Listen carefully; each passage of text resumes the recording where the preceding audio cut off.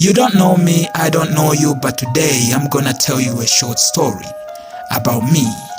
Well, who am I? Well, sometimes I struggle to understand that myself. I'm what you call an early boomer because I boomed early in life and eventually dropped real hard. It isn't a spectacular sight to see, but it left me escaping useless ideations and understanding the world to a deeper level, allowing me to sharpen my survival instincts for the upcoming success that I'll be proud to take from God and the universe. I remember as a 12-year-old boy I was a success. It's very funny, but there is such a thing as a 12-year-old successful boy.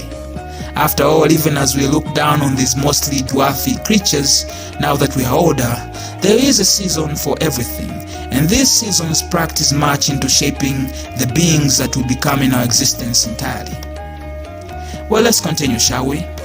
I remember I used to be very happy at 12. Everything was blossoming. I remember I used to like art, not for the sake of trying to make the next buck, but simply just for the pure adoration and imaginative wonder of it. I remember my friends and family always praising me to the point of admiring myself and calling myself a genius, because despite being good at art, painting and drawing, I was very good at numbers and mathematics, to at one time being the only one to escape my teacher's whip out of all the class. And outside of that, very good at sports. I even got to fall in love for the first time with a cute girl who I often see in my dreams to this day. Well, those were truly melancholic days that the God of peace was shining good fortune and creating good memories for me as a kid, not knowing what my future life to the world holds. Well, the reason I went on and on with my boring success story of me as a 12-year-old boy is because that is the most happiest time I remember in my life. After that, I got transferred from school to school. Eventually, out of nowhere, obsessive-compulsive disorder and schizophrenia crept in my amazing brain. At that point, I found myself with no friends, my academics were very low, I fell into pornography and masturbation, and really that was only at 13 to 14 years old. Eventually got transferred to more schools, and at that point I truly despised school and never cared for my future ever again. I remember running away from my boarding school and refused to go back. And that was when I heard my mother crying so deeply, aggressively saying to herself, "They are going to laugh at me at how much my son has now become a problem child and a failure." The language was in English, and it was more heart-cutting to the core. That's where I also started to cry and wonder what happened to me in these past 4 years. You see, they didn't notice that something very deeply obscurely satanic was happening to me and I needed an immediate fixing. On the coming month, I became what the Japanese would call a kikamori. That is a full shut-in who talks to nobody but himself in the cozy side of his bed where the world can't reach him.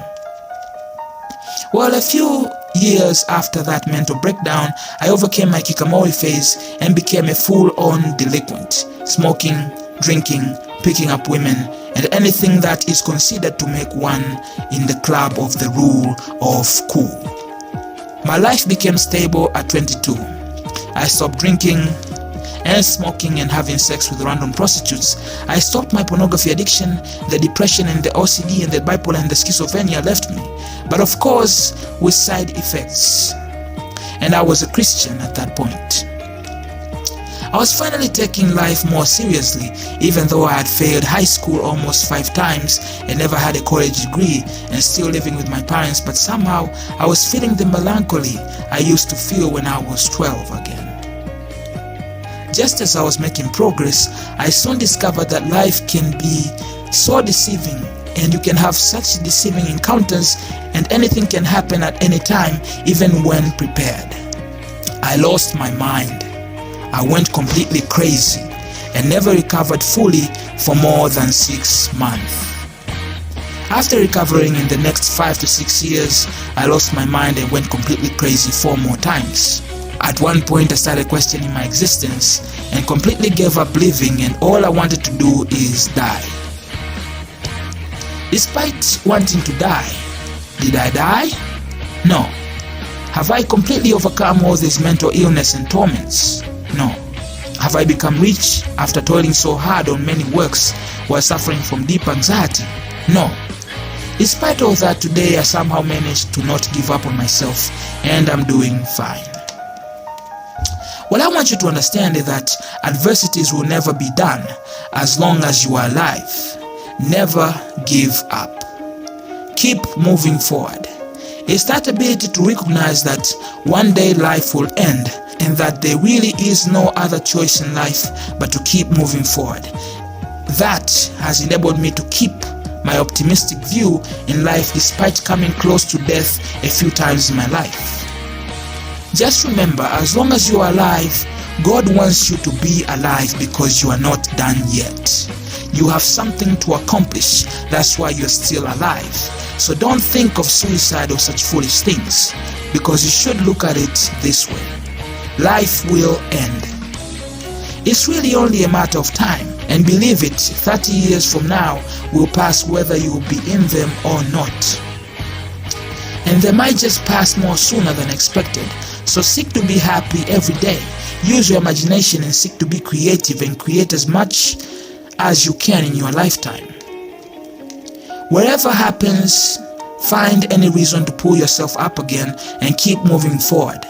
Believe in God, live your life, be at peace, and never give up.